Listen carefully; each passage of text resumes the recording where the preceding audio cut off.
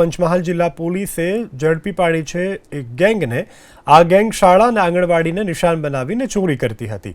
પોલીસે રાંધણ ગેસના 35 સિલિન્ડર સાથે 3 શખ્સોને ઝડપી લીધા છે।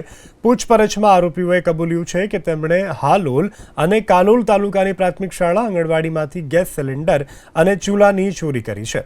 શાળાના તાળા તોડી આ ગેંગ ચોરી કરતી હતી।